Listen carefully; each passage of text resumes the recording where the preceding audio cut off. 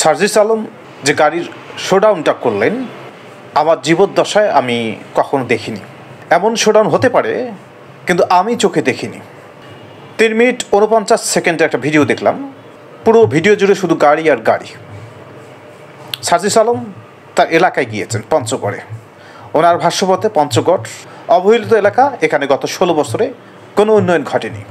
দেখুন, গ্রামে যদি একটা দোতলা বা তিনতলা বাড়ি হয় সবাই ওই বাড়িটির দিকে চেয়ে থাকে, কারণ ওই রকম বাড়ি তো গ্রামে নেই।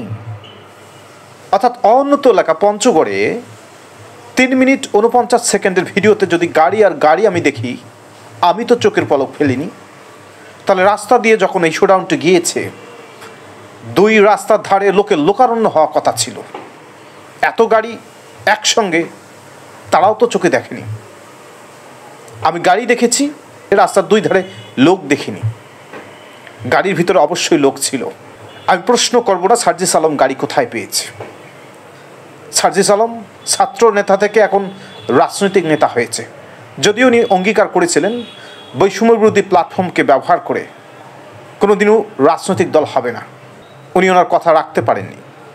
সর্বশেষ ওনারা রাজনৈতিক দল করেছেন এবং নিজেরা নেতা হয়েছেন।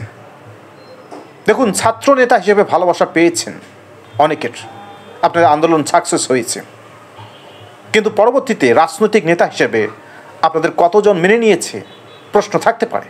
আপনারা এখন রাজনৈতিক নেতা, সামনের নির্বাচনে আপনারা দাপট দেখাতে চাচ্ছেন এবং রাজনীতিতে সক্রিয় অংশগ্রহণ করে জয়লাভ করার আত্মবিশ্বাসও খুঁজতেছেন।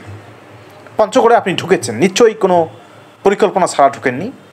তাহলে রাস্তার 2 ধারে শত শত লোক, হাজার হাজার লোক, লক্ষ লক্ষ লোক দাঁড়িয়ে দেখতো আপনাদের ওই গাড়ির শোডাউন। যারা এত গাড়ি আনতে পারে তারা তো হাজার হাজার লক্ষ লক্ষ লোক আনতেও পারে। আপনার ভালোবাসার টানে যদি নাও আসে, গাড়ি বহর দেখার জন্য তো অবশ্যই আসতে পারতো। উন্নত এলাকা, এত গাড়ি একসঙ্গে তো তারা দেখেনি। তো ছোট্ট করে প্রশ্ন, সার্জিস আলম আপনার গাড়ি বহরে এত গাড়ি কোথা থেকে আসলো?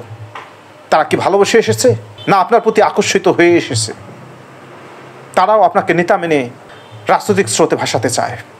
সার্জিস আলম পঞ্চগড়ে ইতিহাস তৈরি করলেন। আপনি বলেছেন গ্রামের খেটে খাওয়া মানুষদের সঙ্গে মিশবেন। পঞ্চগড়ের ওই অনুন্নত এলাকায় গাড়ি বহরের শোডাউন, গ্রামের খেটে খাওয়া মানুষ দেখে ভয় পাবে না তো? রাজনৈতিক যে সূত্র আপনি খুঁজতে চেষ্টা করতেছেন, যে যতই চমক ততই আকর্ষণ এবং যত প্রদর্শন ততই আকর্ষণ, এভাবেই কি রাজনীতি করবেন? ধন্যবাদ সবাইকে।